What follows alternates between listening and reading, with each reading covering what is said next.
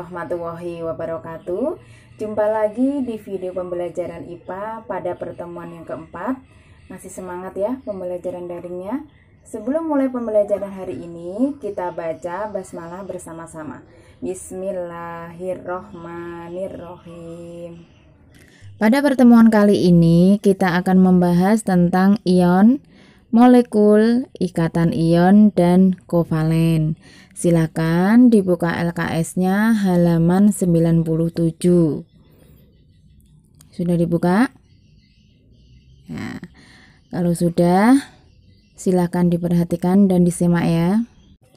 Apa yang dimaksud dengan ion? Ion adalah kumpulan atom yang bermuatan listrik. Ion dibagi menjadi dua. Yang pertama kation.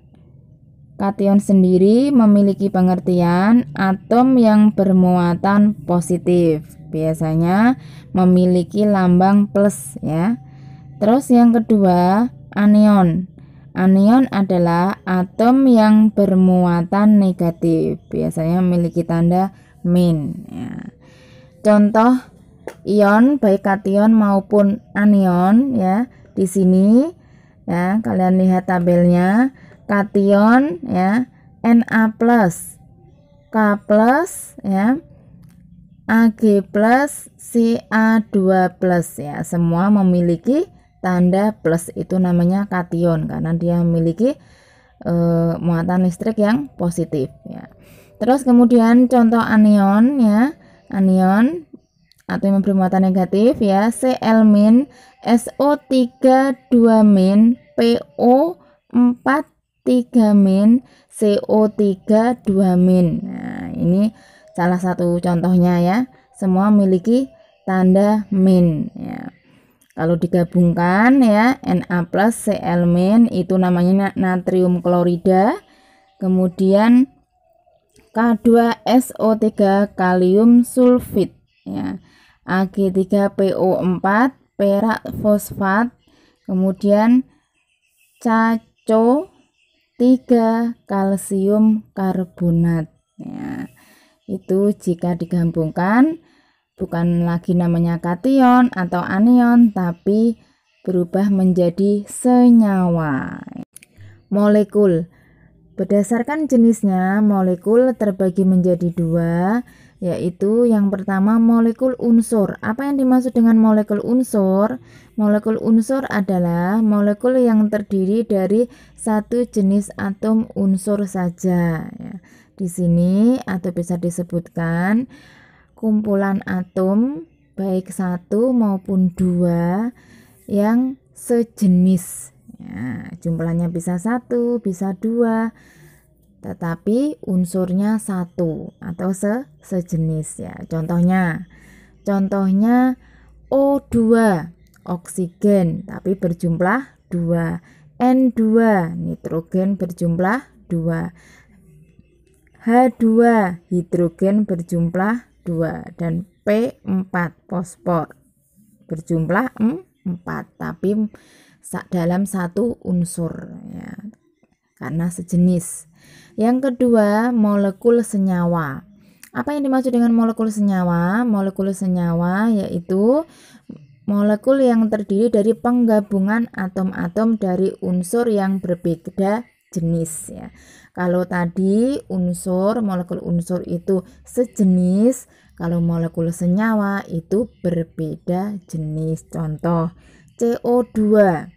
CO2 penggabungan dari karbon dan oksigen. Terus kemudian H2O. H2O namanya air ya, atau uap air, penggabungan dari hidrogen dan oksigen ya, karena berbeda jenis ya. Itu contohnya. Kemudian kita masuk ke ikatan atom. Ikatan atom juga terbagi menjadi dua. Yang pertama ikatan ion. Nah, apa yang dimaksud dengan ikatan ion? Di bukumu juga sudah ada, silakan diperhatikan. Ikatan ion adalah ikatan yang terjadi berdasarkan serah terima atau perpindahan elektronnya. Ini terjadi pada ion positif dan negatif ya. Contohnya NaCl, MgCl2, CaCl2, KOH, KCl. Itu contoh ikatan ion. Terus kemudian yang kedua, ikatan kovalen. Apa yang dimaksud dengan ikatan kovalen? Ikatan yang terjadi berdasarkan pemakaian pasangan elektron bersama. Pemakaiannya itu secara bersamaan ya.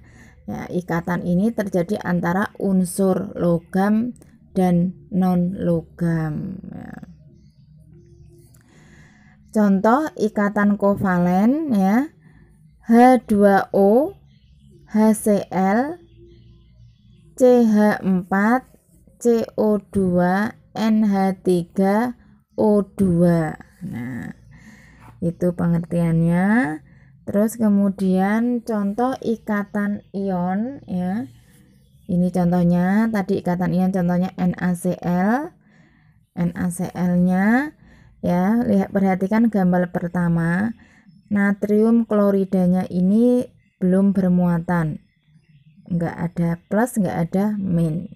Gambar kedua ya, Na-nya plus, Cl-nya min. Kenapa kok demikian? Karena elektron pada Na atau natrium berpindah ke Cl, sehingga Na-nya menjadi bermuatan plus, Cl-nya ya bermuatan negatif ya. Selanjutnya contoh ikatan kovalen. Nah, contoh ikatan kovalen ini ada unsur C ya, karbon dan hidrogen ya. Dilihat karbonnya di tengah, hidrogennya di pinggir berjumlah 4 ya. Elektron pada C dipakai bersama dengan H, pemakaiannya secara bersamaan, itu namanya ikatan kovalen ya. Identifikasi unsur. Perpindahan elektron dari kulit atom yang lebih rendah ke tinggi akan menyerap energi, sedangkan perpindahan elektron dari kulit yang lebih tinggi ke rendah akan melepas energi. Makanya keduanya ini terjadi peristiwa ada yang melepas energi, ada yang menerima energi. Energi yang dilepas tersebut akan terlihat seperti cahaya, ya, seperti pada gambar yang paling atas, di situ ada kembang api. Terus kemudian masing-masing atom mempunyai jarak antar kulit atom yang berbeda, sehingga energi yang diserap atau dilepaskan juga akan berbeda. Perbedaan tersebut menyebabkan terjadinya warna-warna yang berbeda. Seperti pada gambar yang bawah, di sini ada perbedaan warna dari pembakaran unsur natrium ya, pada gambar A pertama berwarna oranye. Terus kemudian yang B, kalium berwarna biru, kemudian litium berwarna merah. Karakteristik benda dalam kehidupan sehari-hari. Yang pertama, intan dan grafit. Ya, silakan kalian perhatikan gambarnya. Intan dan grafit ini digunakan untuk isi pensil. Ya. Jelas perbedaan keduanya terlihat dari sifat bahannya. Intan kuat dan grafit rapuh ya. Yang kedua plastik ya. Plastik ini memiliki banyak sekali jenisnya. Yang pertama plastik PT ya, digunakan untuk botol minuman. Yang kedua PHPE, High Density Polyethylene ya, digunakan untuk botol pelembab dan sampo ya. Terus kemudian yang ketiga PVC ya, digunakan untuk pelampung renang. Terus selanjutnya LDPE ya, Low Density Polyethylene, digunakan untuk botol pelumas. Selanjutnya ada PP polypropylene ya. Di sini digunakan untuk kaleng plastik cat ya, kaleng kaleng cat yang plastik ya. Terus kemudian PS polistiren ya, di sini digunakan untuk kotak makanan ya. Terus kemudian yang terakhir ada bahan plastik yang lain, BPA ya, biasanya itu digunakan untuk botol minuman bayi. Terus kemudian yang ketiga ada logam. Logam ini ada juga berbagai macam jenis. Yang pertama baja. Ya, di sini baja ini disebut besi hitam, biasanya digunakan sebagai komponen utama pada mesin, rangka mobil, kapal ya, atau sampai digunakan untuk ini ya, perkakas, senjata sebagai rangka bangunan ya.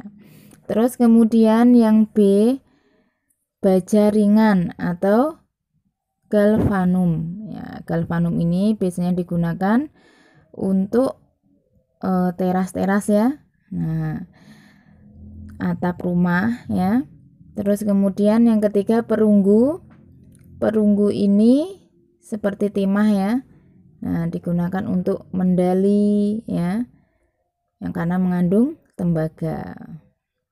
Terus kemudian kuningan ya, kuningan merupakan logam paduan antara tembaga atau Cu dan seng atau Zn. Kuningan banyak digunakan sebagai dekorasi karena memiliki warna yang cerah ya. Terus selanjutnya tulang dan gigi ya, kalian perhatikan gambarnya. Di sini ada struktur tulang dan gigi. Tulang tersusun atas bagian yang hidup, yaitu sel-sel tulang, dan bagian tak hidup. Komponen tak hidup penyusun tulang terdiri atas zat organik dan zat anorganik. Zat organik penyusun tulang antara lain yaitu kolagen ya. Kalian lihat sendiri di sini strukturnya ya. Tadi pembahasan tentang ion dan molekul. Jika kurang jelas, silahkan kalian pelajari lagi bukunya atau dibaca lagi bukunya. Dan untuk tugas hari ini, silahkan kalian buka uji kompetensinya ya, halaman 106 sampai 108. Nanti kalian kerjakan di pondok atau di rumah ya. Tugas ini akan saya ambil hari Senin yang di pondok, dikumpulkan di lembaran. Kemudian itu yang di rumah ya, silahkan dikirim lewat WA paling lambat hari Senin ya. Kita berjumpa lagi di video pembelajaran berikutnya. Assalamualaikum warahmatullahi wabarakatuh.